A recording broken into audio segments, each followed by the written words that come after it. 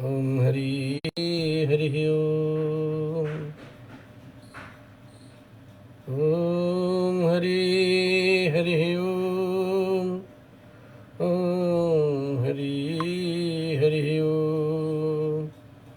ओम हरि हरि ओम। स्वस्ति श्री गणेशाय नमः। श्री सरस्वत्यै नमः। ओम श्री परमात्मने नमः। जानकी वल्लभो विजयतेतराम्। श्रीमद् वाल्मीकि रामायणे अयोध्याकांडे 10वां सर्गः। आज की पावन कथा महाराज श्री दशरथ जी का कैकेयी जी के भवन में जाना, उन्हें कोप भवन में इस स्थिति में देख करके दुखी होना और उनको अनेक प्रकार से सांत्वना देना, समझाना। ओम हरि ओम। विदर्शिता यदा देवी कुब्जया पापया भृशं तदा सेते अस्मसा भूमो दिग्धे विद्येव किन्नरी। पापनी कुब्जा ने जब देवी कैकेयी को बहुत उल्टी बातें समझा दी तो वह विषाक्त बाण से विद्ध हुई किन्नरी के समान धरती पर लौटने लगी। निश्चित्य मनसा कृत्यं सागमिष्यति भामिनी मंथरायै शनैः सर्वमाच चक्षसे विचक्षणा। मंथरा के बताए हुए समस्त कार्य को यह बहुत उत्तम है ऐसा मन ही मन निश्चय करके बातचीत में कुशल भामिनी कैकेयी ने मंथरा से धीरे धीरे अपना सारा मंतव्य बता दिया। सादीना निश्चयं कृत्वा मंथरा वाक्य मोहिता नागकन्येव निश्चयस्य दीर्घमुष्णुं चा भामिनी मुहूर्तं चिन्तयामासे मार्गमात्तं सुखावहम्। मंथरा के वचनों से मोहित एवं दीन हुई भामिनी कैकेयी पूर्वोक्त निश्चय करके नाग कन्या की भांति गर्म और लंबी सांस खींचने लगी और 2 घड़ी तक के लिए अपने लिए सुखदायक मार्ग का विचार करती रही। सा सुहश्चार्थ कामा चा तम निश्चम्य विनश्चर्यं बभूव परम प्रीता सिद्धिं प्राप्येव मंथरा। और वह मंथरा जो कैकेयी का हित चाहने वाली सुहृद थी और उसी के मनोरथ को सिद्ध करने की अभिलाषा रखती थी। कैकेयी उस निश्चय को सुनकर के बहुत प्रसन्न हुई, मानो उसे कोई बहुत बड़ी सिद्धि मिल गई हो। अथ सारुषिता देवी सम्यक् कृत्वा विनिश्चयं संविवेशा भूमो निवेश्य भ्रुकुटिं मुखे। तदंतर रोष में भरी हुई देवी कैकेयी अपने कर्तव्य का भली भांति निश्चय करके मुखमंडल में स्थिति भौहों को टेढ़ी करके वो धरती पर सो गई। और क्या करती, अबला ही तो थी। ततश्चित्राणि माल्यानि दिव्यान्याभरणानि च अविद्यानि कैकेय्या तानि भूमिं प्रपेदिरे। तदंतर उस कैकेयी राजकुमारी ने अपने विचित्र पुष्पहारों और दिव्य आभूषणों को उतार करके फेंक दिया। वे सारे आभूषण धरती पर यत्र तत्र पड़े थे। तया तान्यपविद्धानि माल्यान्याभरणानि च अशोभयन्त वसुधां नक्षत्राणि यथा नभः। जैसे छिटके हुए तारे आकाश की शोभा बढ़ाते हैं ना, उसी प्रकार से फेंके हुए पुष्पहार और आभूषण वहां भूमि की शोभा बढ़ा रहे थे। क्रोधागारे चापतिता सावहो, क्रोधागारे चापतिता सावभो मलिनांबरा एक वेणीं दृढ़ां वृद्ध्वा गतस्तत्त्वेव किन्नरी। मलिन वस्त्र धारण करके और सारे केशों को दृढ़ता पूर्वक एक ही बेणी में बांध करके कुंभ भवन में पड़ी हुई कैकेयी बलहीन अथवा अचेत हुई किन्नरी के समान जान पड़ती थी। आज्ञापितु महाराजो राघवश्चाभिषेचनम उपाध्यान मनुज्ञाप्य परिवेश निवेशनम। उधर महाराज श्री दशरथ जी मंत्री आदि को श्री राम के राज्याभिषेक की तैयारी के लिए आज्ञा दें, सबको यथा समय उपस्थित होने के लिए कह करके रनिवास में गए। अद्य रामाभिषेको वै प्रसिद्धि इति जाग्यवान प्रियारो प्रियमाख्यातुम वेश्वान्तः पुरम वशी। उन्होंने सोचा आज ही श्री राम के अभिषेक की यह बात प्रसिद्ध की गई है, इसलिए समाचार अभी किसी रानी को नहीं मालूम हुआ होगा। अतः ऐसा विचार करके जितेंद्रिय राजा श्री दशरथ जी ने अपनी प्यारी रानी को यह प्रिय संवाद सुनाने के लिए अपने अंतःपुर में प्रवेश किया है। सा कैक्या गृहं श्रेष्ठं प्रविवेश महायशाः पाण्डुराभ्रमिवाकांश पाण्डुराभ्रमिवा कासम राहुयुक्तम निशाकरः। उन महाशस्वी नरेश ने पहले कैकेयी के श्रेष्ठ भवन में प्रवेश किया है, मानो श्वेत बादलों से युक्त राहुयुक्त आकाश में चंद्रमा ने पदार्पण किया हो। शोक बहिरे समायुक्तम कौंच हंस ऋतायुतम वादित्र रव संघुष्टम कुब्जावाम निकायुतम लतागृहैश्च चित्रगृहैश्च चंपका शोक शोभितैः। उस भवन में तोते, मोर, क्रौंच और हंस आदि पक्षी कलरव कर रहे थे। वहाँ वाद्यों का मधुर घोष गूंज रहा था। बहुत सी कुब्जा और बौनी दासियां भरी हुई थीं। चंपा और अशोक से सुशोभित बहुत से लता भवन और चित्र मंदिर उस महल की शोभा बढ़ा रहे थे। दांतराजत सौवर्ण वेदिका भी समायुतम नित्य पुष्प फलैर्वृक्षैर्वापीभिरूपे शोभितम। हाथी के दांत, चांदी और सोने की बनी हुई वेदियों से संयुक्त उस भवन को नित्य फूलने फलने वाले वृक्ष और बहुत सी बावड़ियां सुशोभित कर रही थीं। दांतराजत सौवर्णैः संवृतम परमासनैः विविधैर्रत्नपानैश्च वैश्चैश्च विविधैरपि उपपन्नं महाहर्षैश्च भूषणैस्त्रियादिपमनमम्। उसमें हाथी दांत, चांदी और सोने के बने हुए उत्तम सिंहासन रखे गए थे। नाना प्रकार के अन्न, पान और भांति भांति के भोक्ष पदार्थों से वह भवन भरा पूरा था। बहुमूल्य आभूषणों से संपन्न कैकेयी का वह भवन स्वर्ग के समान शोभा पा रहा था। सा प्रविश्य महाराजः सुमन्तः पुरम् अमृद्धमते न ददर्श स्त्रियं राजा कैकेयीं शोषयनोत्तमे। अपने उस समृद्धशाली अंतःपुर में प्रवेश करके महाराज श्री दशरथ जी ने वहां की उत्तम शैया पर रानी कैकेयी को नहीं देखा। इशाकांबल संयुक्तो रत्यर्थी मनुजाधिपः अपशयन दयितां भार्या प्रपक्ष विषसादचा। कामबल से संयुक्त हुए नरेश रानी की प्रसन्नता बढ़ाने की अभिलाषा से भीतर गए थे। वहां अपनी प्यारी पत्नी को ना देखकर उनके मन में बड़ा विषाद हुआ और वे उनके विषय में पूछताछ करने लगे।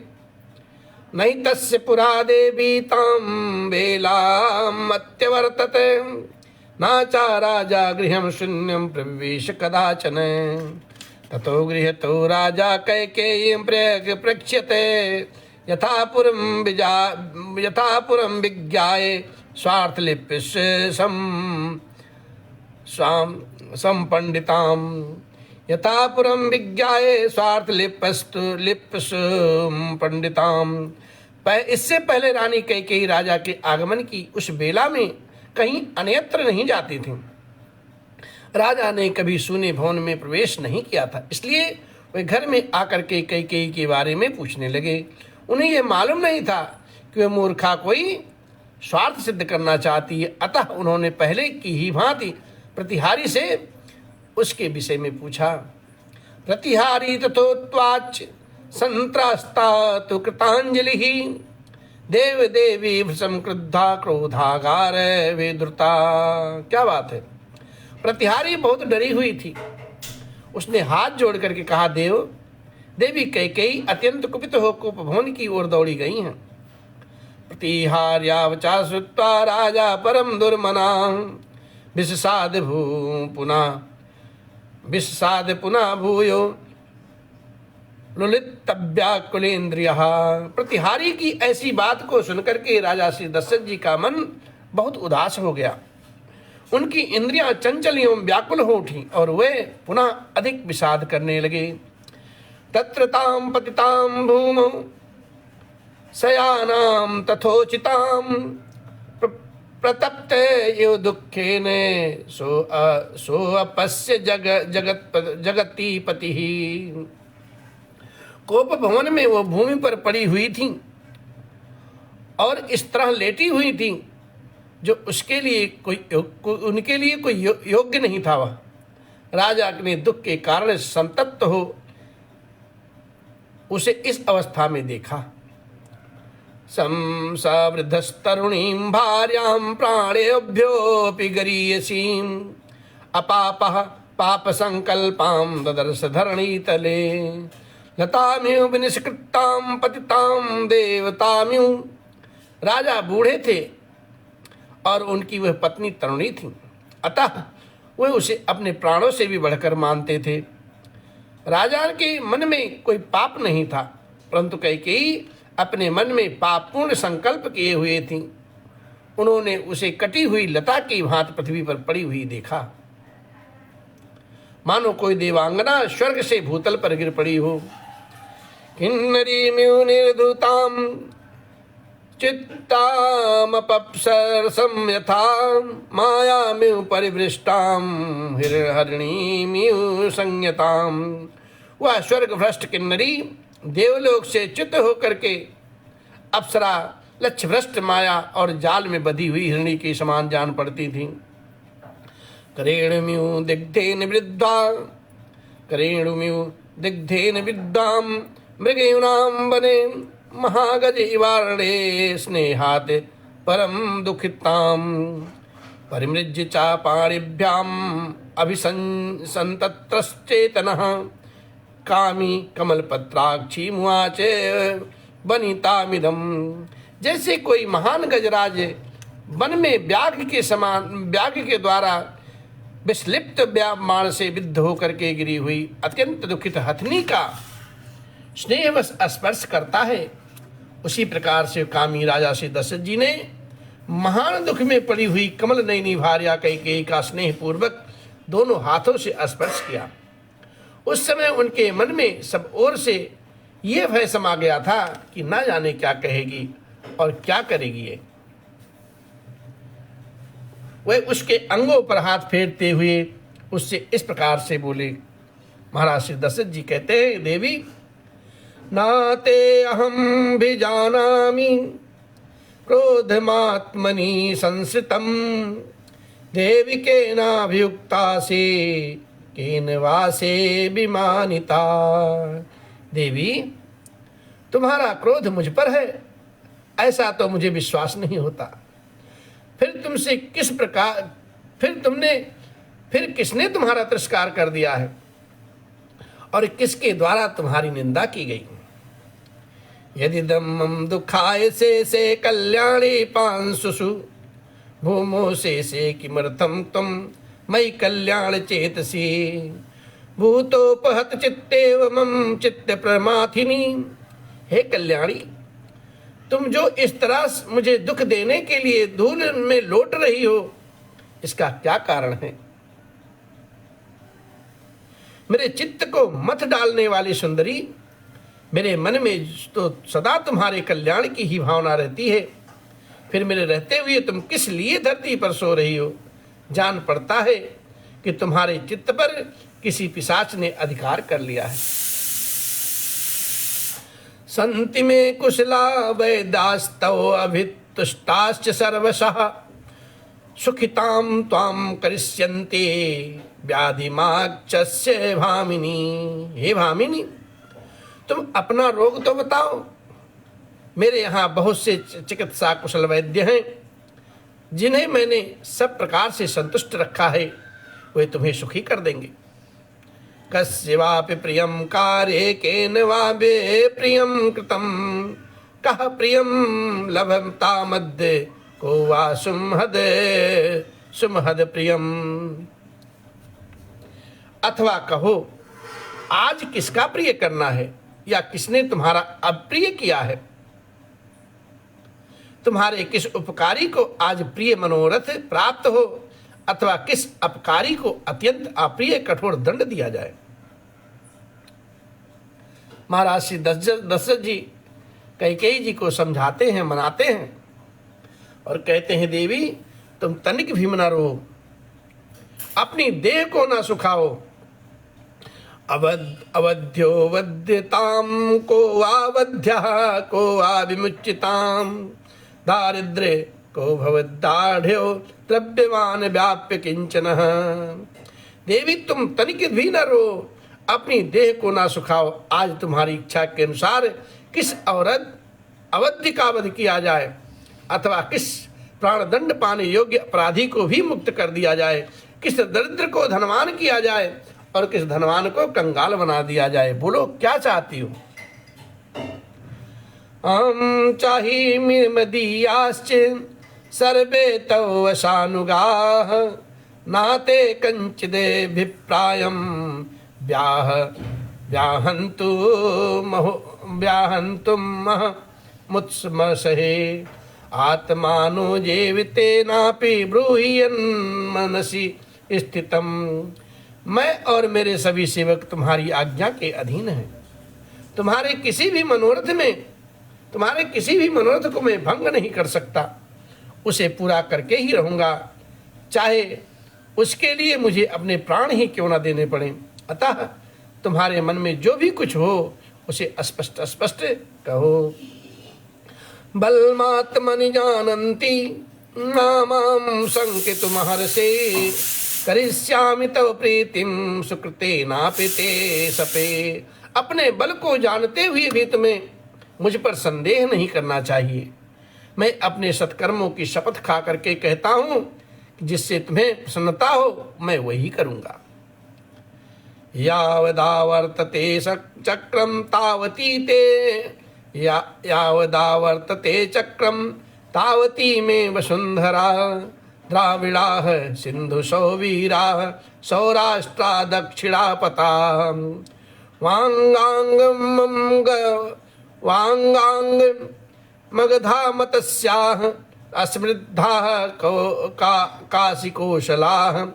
जहाँ तक सूर्य चक्र घूमता है ना, वहाँ तक की सारी पृथ्वी मेरे अधिकार में है। द्रविणी, सिंधु, सौवीर, सौराष्ट्र, दक्षिण भारत के सारे प्रदेश तथा अंग, वंग, मगध, मत्स्य, काशी और कोमल, इन सभी समृद्धशाली देशों पर मेरा ही आधिपत्य है। केकयी राजनंदनी, तत्र जात बहुद्रव्यम धन धान्य मजाविकम, ततो वीर्णेश्व कैकेयी यद यत तुम मनेक्षसी। हे कैकेयी राजनंदिनी,